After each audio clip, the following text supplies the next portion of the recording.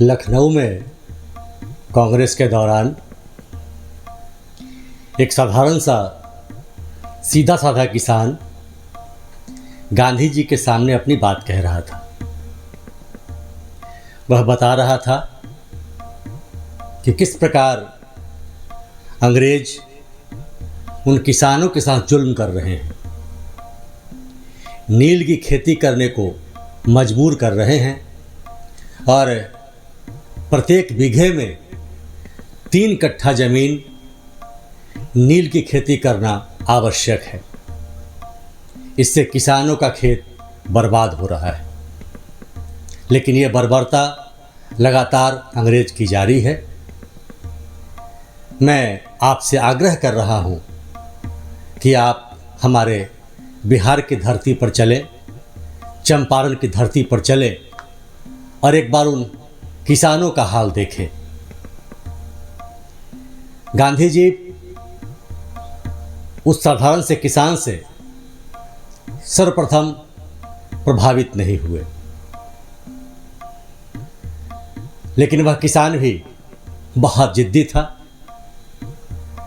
वह गांधी जी के पीछे पड़ गया।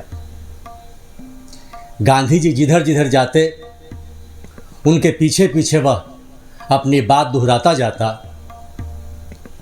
और बार बार वह आग्रह करता कि आप हमारे चंपारण की धरती पर चलें और वहाँ का किसानों का हाल देखें, उनकी दुर्दशा देखें और एक बार उनका साथ देने का प्रयास करें।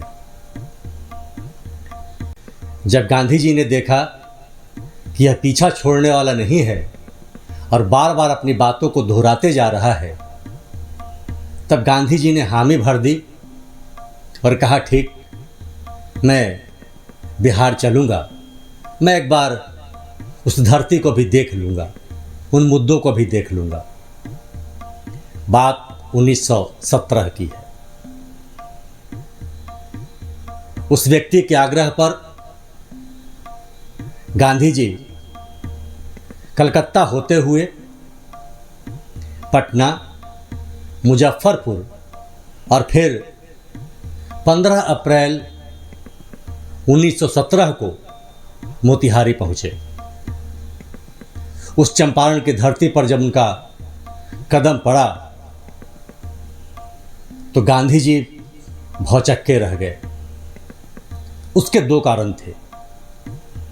एक तो उन्होंने सोचा नहीं था कि इस प्रकार की बर्बरता किसानों के साथ अंग्रेज कर रहे हैं, किसानों के खेत बर्बाद हो रहे हैं, और दूसरा इस वजह से कि उस चंपारण की धरती पे, इस बिहार की धरती पे उस महात्मा को, उस महात्मा गांधी को इतने आदर भाव से स्वागत किया गया जिसकी कल्पना उन्होंने नहीं की थी। यहाँ के लोगों ने उन्हें हाथों हाथ लिया। दक्षिण अफ्रीका के सत्याग्रह के बाद भारत में पहली बार गांधी जी ने सत्याग्रह का प्रयोग किया और वह सफल रहा।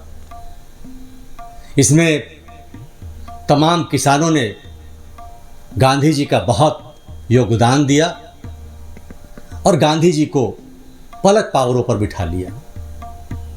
आपको मालूम होना चाहिए कि उसी किसान ने जो लगातार विनती कर, आग्रह कर गांधी जी को बिहार की धरती पर, चंपारण की धरती पर लाया, उसने पहले एक खत लिखा था और उस खत में उन्होंने लिखा था, बापू हमारी मदद करें।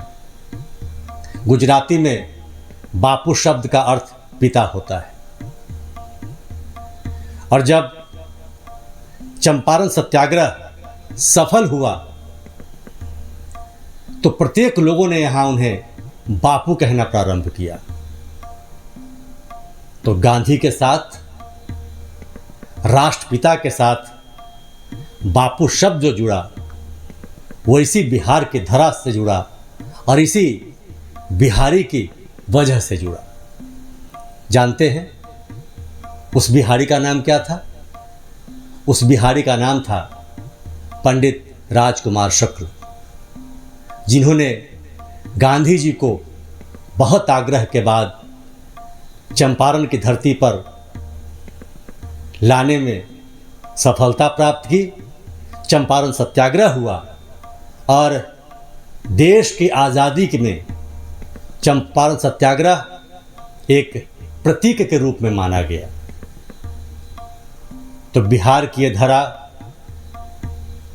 बापू को बापू बना गया।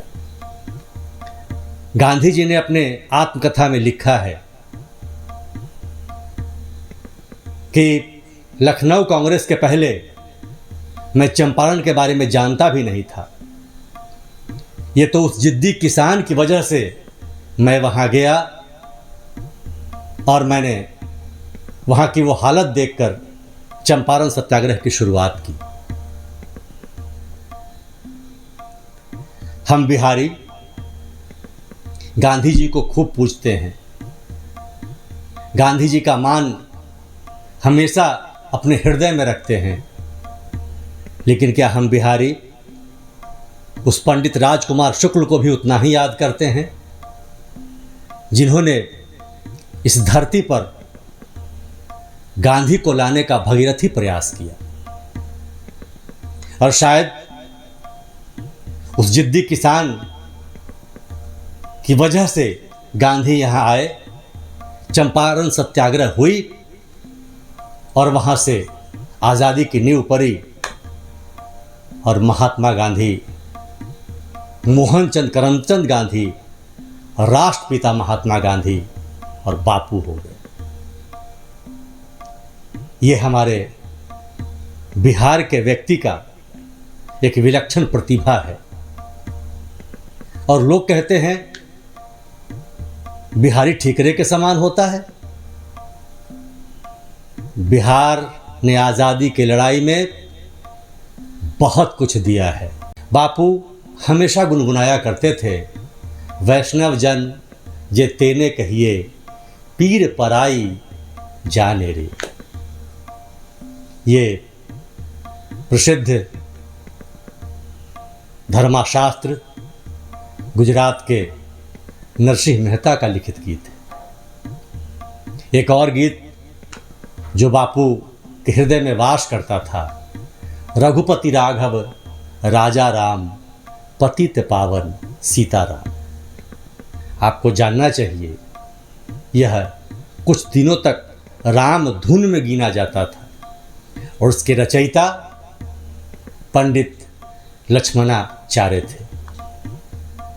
तो गांधी जी ने जो राम को आत्मसात किया है, हालांकि बाद में रघुपति राघव राजा राम के मूल में कुछ और जोड़ दिया गया और ईश्वर अल्लाह तेरो नाम उसमें बाद में समाहित की गई है ताकि सौहार्द बना रहे, लेकिन मूल जो है वह रघुपति राघव राजा राम, पतित पावन सीताराम, ये एक अलग ढंग से लिखी गई जो गांधी जी को बहुत प्रिय था। तो आइए हम सब बिहारवासी बिहारी होने पर गर्व करें, क्योंकि बिहार की कृति इतिहास काल में बहुत समृद्ध रही है। हमने बड़े बड़े कार्य किए हैं, हमारे यहाँ बड़े बड़े महापुरुष हैं, करी दर करी। जैसा कि मैंने कहा है, शैलेश की बात में मैं आपके बीच रखता जाऊंगा। आप बिहारियों से उन बड़े शख्सियतों को अवगत कराता जाऊंगा ताकि आप जान सकें कि हमारे यहाँ कौन कौन से महापुरुष हुए और कौन सी घटना किस कारण से हुई। तो एक बार पुनः गांधी जी के जयंती पे उन्हें नमन, लेकिन पुष्प तो चढ़ाना है, साथ ही साथ उनके आदर्श को भी हम अपने अंदर समावेशित करें तो ज़्यादा बेहतर होगा। शैलेश की बात में इतना ही। बहुत बहुत धन्यवाद।